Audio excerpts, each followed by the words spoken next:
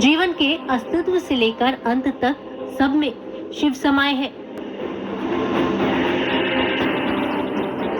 लेकिन क्या आपको पता है कि स्विट्जरलैंड में जहां दुनिया की सबसे बड़ी फिजिक्स लैब सर्न है, वहां नटराज की मूर्ति लगी हुई है। नटराज भगवान शिव का ही एक रूप है। दुनिया की इस सबसे बड़ी लैब में भगवान शिव की मूर्ति लगाने के पीछे वैज्ञानिक कई तरह के तर्क देते हैं। आपको बता दें, सर्न लैब में ही हिग्स बोसोन की खोज हुई थी, जिसे गॉड पार्टिकल का नाम दिया गया था। बता दें, इस ब्रह्मांड की रचना गॉड पार्टिकल के बगैर मुमकिन नहीं है। खास बात यह है कि गॉड पार्टिकल यानी हिग्स बोसोन दो वैज्ञानिकों के नाम पर पड़ा है, जिनमें से पहले है इंग्लैंड के साइंटिस्ट पीटर हिग्स और दूसरे हैं भारतीय वैज्ञानिक सत्येंद्र नाथ बोस, जो कि आइंस्टीन के समकालीन थे। कुछ समय पहले कानपुर के एक कॉलेज में हुए दीक्षांत समारोह में बीजेपी नेता सुधांशु त्रिवेदी ने भी सर्न के कैंपस में लगी नटराज की इस मूर्ति का जिक्र किया था। उन्होंने इसे लेकर क्या कहा था, पहले आपको वो सुनाते हैं। कि 21वीं सदी में अभी तक जो 21 साल गुजरे हैं, सबसे बड़ी साइंटिफिक खोज कौन सी हुई है? वो है गॉड पार्टिकल, जो जुलाई 2012 में यूरोप की सन लेबोरेटरी में खोजा गया, जिसका कि वास्तविक नाम है हिग्स बोसॉन। और उस हिग्स बोसॉन के दो साइंटिस्टों के नाम पे है, इंग्लैंड के पीटर हिग्स और भारत के सत्येंद्र नाथ बोस। वहां से बोसॉन वर्ड लिया गया है।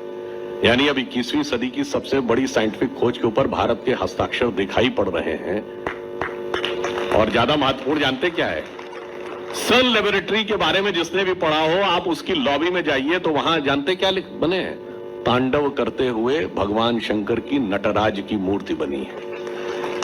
क्योंकि वर्ल्ड के सबसे बड़े कॉस्मोलॉजिस्ट में से एक कार्ल सेगन ने कहा कि now the science is coming to the conclusion that the perpetual creation and destruction of universe is like the cosmic dance of Shiva.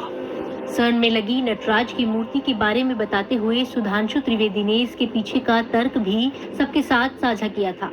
चलिए अब इस मूर्ति के बारे में हम आपको विस्तार से बताते हैं कि आखिर इसे क्यों और कब लगाया गया और वैज्ञानिक इसे किस तरह से देखते हैं। सबसे पहले आपको सर्न लैब के बारे में जानना होगा। सर्न यानी European council for nuclear research Switzerland के जिनेवा में मौजूद एक लैब है।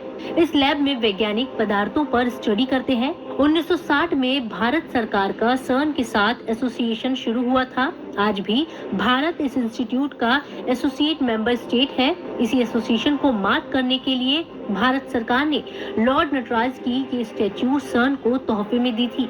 करीब 2 मीटर ऊंची इस मूर्ति का अनावरण जून 2004 में किया गया।